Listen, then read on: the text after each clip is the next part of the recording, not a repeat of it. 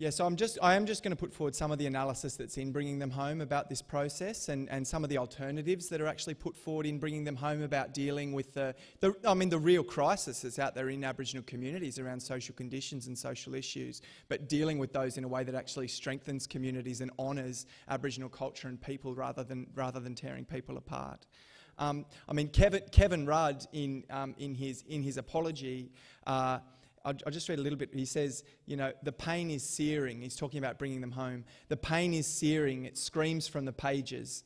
The hurt, humiliation, degradation and sheer brutality of the act of physically separating a mother from her children is a deep assault on our senses and our most elemental humanity.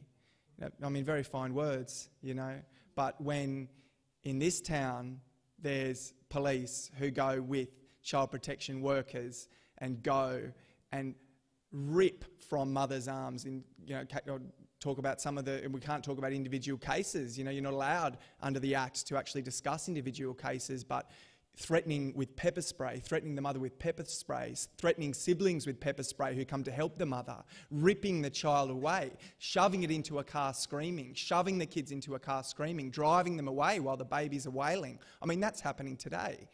We worked together on a case, me and Karen, of a woman in Perth, a grandmother in Perth, who had one of her young grandkids come home crying, saying, Nan, welfare's taken Tiara.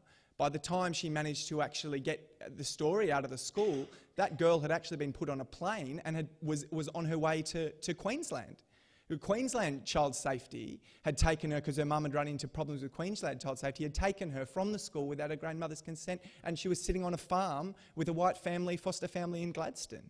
Even in the remote communities here in the Northern Territory, kids are literally, again with police, again with a fight, just like you read in Bringing Them Home. Archie Roach's song, Dad stood up and stood his ground and said, you touch your kids, you fight me. That's happening across the country on a weekly, daily basis in Australia. Kids are being taken away like this. The prisons are full of Aboriginal women in New South Wales, where I'm from. The prisons are full of Aboriginal women who've actually fought to try and stop welfare taking their children, or have been mentally destroyed by the process of separation and have been committing the crimes and have gone into the prison system. So the searing pain that Kevin Rudd talks about is not some far-flung thing in our past. It's a daily reality, daily lived reality for Aboriginal people.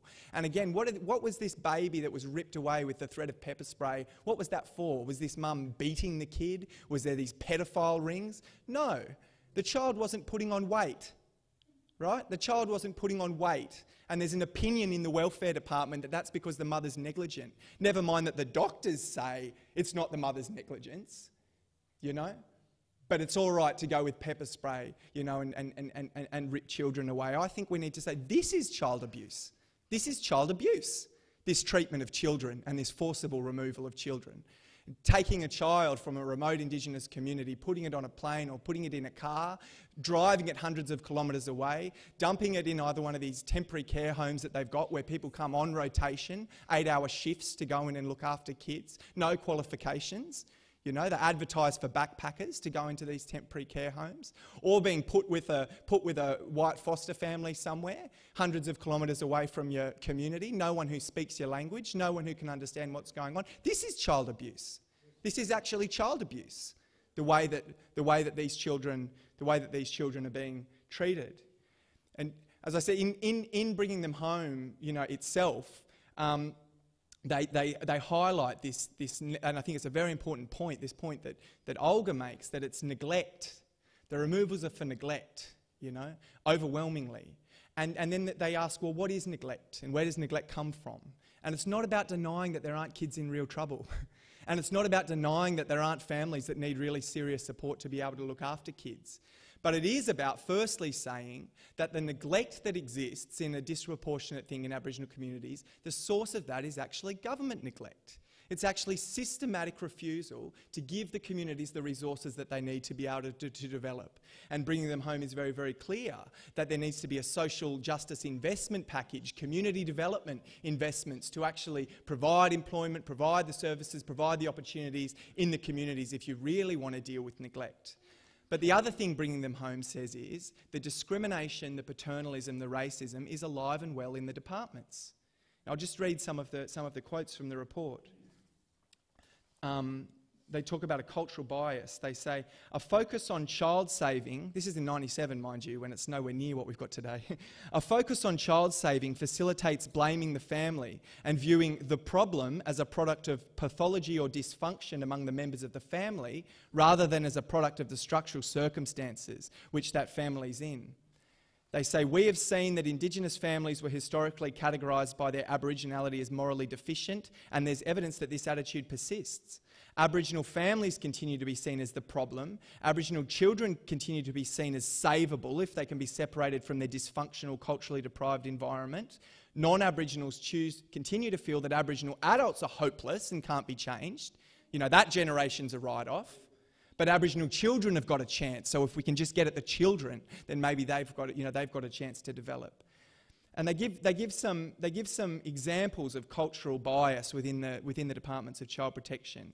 They say there's an explicit or explicit interpretation of travel to maintain familial and cultural relationships as instability and a lack of routine because people are travelling a lot. They say there's an implicit or explicit interpretation of extended family responsibility for children as abandonment or inadequate supervision, or in another case I've seen, this is that they're not interested in the children because of there's not that level of supervision that the department might like. These cultural biases then become incorporated in the assessments and the reports that are put forward, and they justify more interventionist things. And I mean, I'm not standing here today and saying there's kids being removed because their families travel.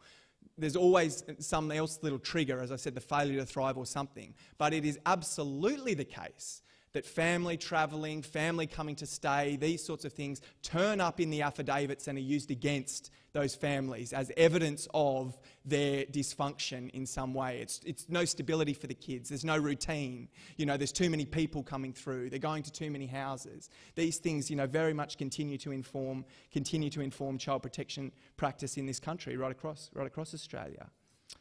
So they say that if you want to maintain Aboriginal cultural integrity and deal with this discrimination and stop this, that it has to actually be Aboriginal people themselves that are in charge of Aboriginal child welfare. You have to provide the resources, and so Aboriginal agencies and Aboriginal people have got the resources to respond themselves to crisis situations, but also to make assessments about the suitability of, you know, various placement arrangements or where children might be staying. And they actually called for a national conference to start looking at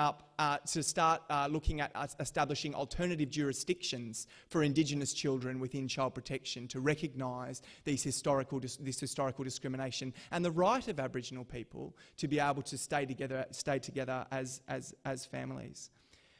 I think it's really sad that the Bring Them Home report comes out in this climate, this ideological climate, where Howard is on the warpath to re-establish assimilation politics. He denies the stolen generation. He refuses to say sorry, you know.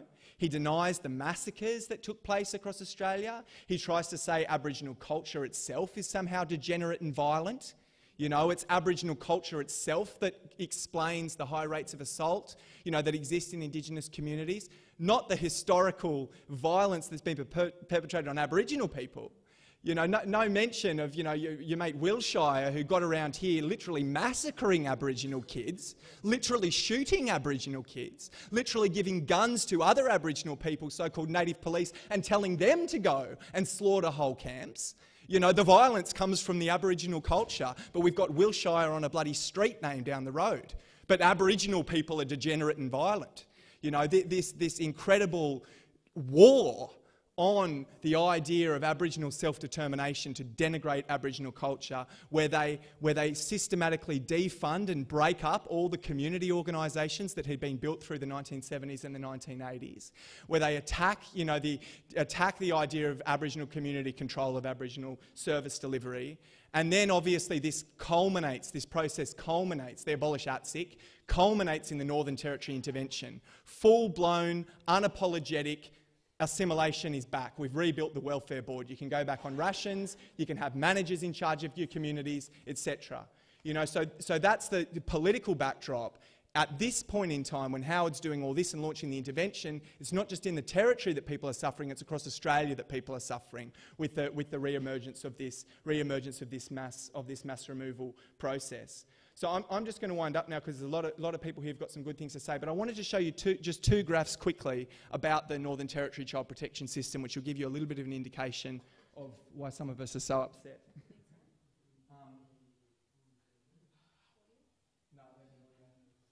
All right.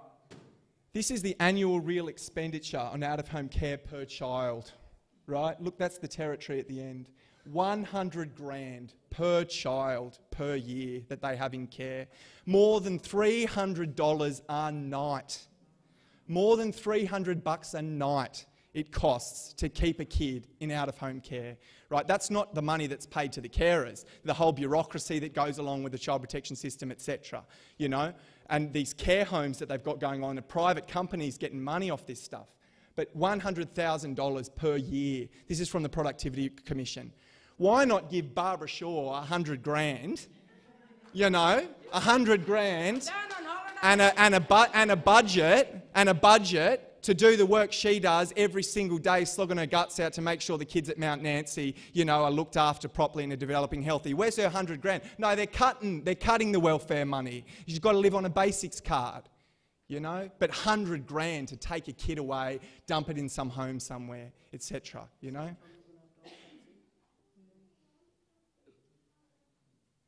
And here, this is really terrible. Proportion of the children in out-of-home care who are placed with relatives and kin. Have a look at the territory, right? So these kids are getting taken and they're not getting put with family. You know, it's a very small percentage of kids that get put with family, right? And there's an Aboriginal child placement principle that's in the law. The Northern Territory, it was written into law in the early 1980s, the first jurisdiction in Australia. It was written into law. It said if you have to take a kid for some reason, it's got to go with their family, right? But it's just really not happening. People don't get a look in. You know, I mean, it does happen. There are kinship carers and there are efforts that are made, but nowhere near the efforts that need to be made to actually make sure people can stay with their mob and grow up strong with their mob, even if there does need to be some sort of intervention. So yeah, I mean, we've really got a job ahead of us turning this situation around, I think, trying to, you know, fight this idea that mass removal of kids is somehow an acceptable strategy for dealing with poverty, for dealing with the issues that go along with poverty, the substance abuse, the depression, the mental health issues, everything that goes along with poverty, you know, and the oppression that people suffer. How are we going to deal with these things? Is it going to be by taking kids, going in and ripping kids away for 100 grand a piece? You know, we've got to stand up and do something about it and try and put forward an alternative for how we're going to deal with these issues. And hopefully out of the discussion tonight you can hear some more. There's been a national movement that's emerged around this question. On Sorry Day on Monday there were protests right across the country. Protests in Sydney, Brisbane, Perth, everywhere. Led by the families themselves. Led by the families marching to the department offices and saying, give back our kids. And I'll tell you some of the cases here. People got to wait 6 months to get a hearing in that court, right? They take your kid and it takes 6 months sometimes before you can even put your evidence before a judge. We might have to start marching here to say give the kids back to this department down the road. Yeah, but I'll leave it there. There's some more speakers. Thank you.